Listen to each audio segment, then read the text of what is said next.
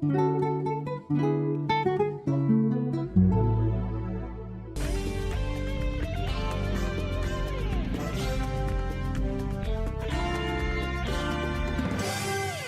lado tenemos a todos los presbíteros predicando en los templos,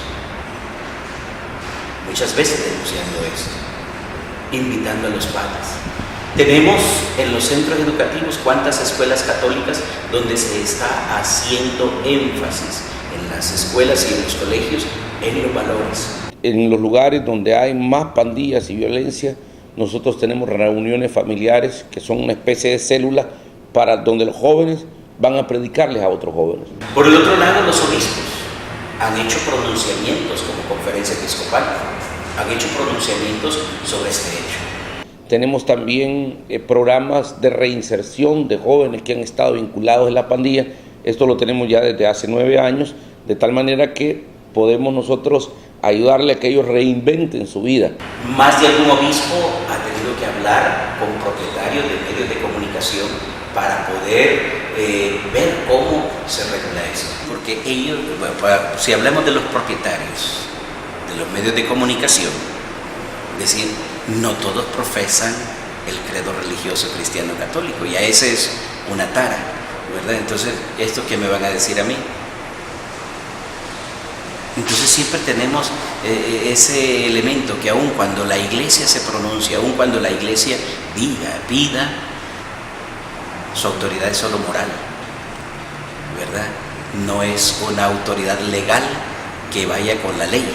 Ese procedimiento tiene que estar incorporado en un cuerpo normativo, llámese ley de espectáculos públicos o llámese reglamento a la ley especial integral para una vida libre de violencia para las mujeres. Los contenidos televisivos que se transmiten en nuestro país en televisión abierta tienen regulación desde el Estado, pero además, el país es firmante de convenios internacionales, por tanto, tiene que ser garante del respeto a derechos humanos de la niñez, adolescencia y a través de su marco legal, la Constitución de la República. En su artículo número 6 expone claramente los límites del derecho a la libertad de expresión, ¿verdad?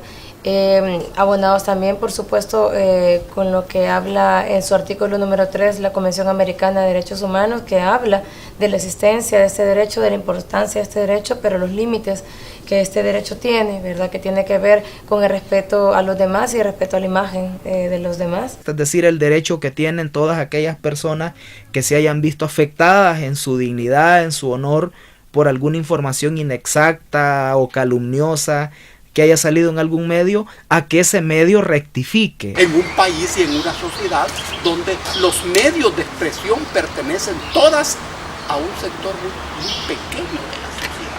¿Qué libertad de expresión va a haber en una sociedad donde los dueños de los aparatos son 2, 3 o uno solo? La Dirección de Espectáculos Públicos es prácticamente el ente garante de propiciar un equilibrio entre el derecho a la libertad de expresión y el derecho a la salud mental de la niñez y adolescencia. Y un niño y una niña tienen libertad de expresión en una sociedad como esta. La libertad de expresión se refiere a la libertad de emitir informaciones y opiniones. Se afecta la libertad de expresión si alguien quiere venir a cerrar el noticiero de Arpas porque no le gustan las noticias que salen en Arpas, o si alguien quiere ir a cerrar el noticiero de TCS porque no le gustan las noticias de TCS. Esa discusión se saldó hace 50 años en Estados Unidos y en Europa. El marketing y la publicidad no se puede medir con los mismos estándares de la libertad de expresión, porque la libertad de expresión se refiere a informaciones y a opiniones. No sé si me explico. No tiene nada que ver con violentar la libertad de expresión el establecer controles para la emisión de mensajes publicitarios, propagandísticos o de marketing. Para nosotros como Estado, el límite del derecho a la libertad de expresión debe de ser el respeto a la salud mental de la niñez y adolescencia, transversalizado por supuesto con los derechos de la mujer, los adultos mayores y las personas con discapacidad. Y vos decís, bueno, es que hay una ley. Sí, pero no hay ninguna política. Y las leyes en una sociedad como esta no valen nada en tanto no existe una política. Porque es la política la que corre por la pena del aparato del Estado. Las leyes corren por la pena del derecho. Pero el derecho no se cumple por sí mismo. Hay que hacer lo que se cumpla. Eso significa que, si bien es cierto, existe un mandato a nuestra dirección de poder regular a los medios de comunicación en el tema de la salvaguarda de los derechos de la niñez y adolescencia, y también existe una sanción específica que lo dice la Ley Especial Integral para una vida libre de violencia hacia las mujeres. Si bien es cierto, eso existe, lo que no existe es un procedimiento para llegar a esa sanción. Mecanismos como la figura del ombudsman para los medios o defensoría del público, como se llama en otros países, que son instancias que están monitoreando el desempeño de los medios, que los medios cumplan su código de ética, que respeten los parámetros que establecen instancias como la Dirección de Espectáculos Públicos. En el tema de cómo regular o cómo crear esa evaluación de contenidos que nosotros hacemos hacia los medios de comunicación. Establecer el derecho de rectificación y respuesta es otro mecanismo. Garantizar la libre sindicalización de los periodistas y trabajadores de los medios es otro mecanismo. Es decir, hay una serie de mecanismos que podrían ayudar a democratizar los medios en su interior. La agenda, los contenidos, la participación, las prácticas mediáticas, etc. El problema tiene que ver con el papel del Estado y el papel del mercado. Por eso, para la sociedad salvadoreña, este problema que estamos empezando a hablar tiene que ver con toda la lucha para recuperar al Estado.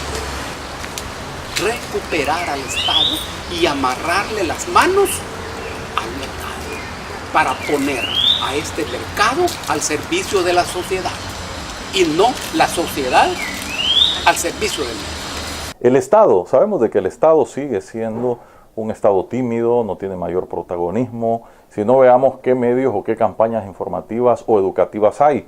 La presidencia no realiza campañas educativas, la presidencia realiza campañas informativas y de promoción de lo que está haciendo la presidencia, pero vemos muy pocas instituciones que se están dedicando del Estado a hacer promoción de valores. Es al Estado se le exige que reconozca y garantice los derechos de las personas a la libertad de expresión, derecho a la educación, derecho a la salud mental.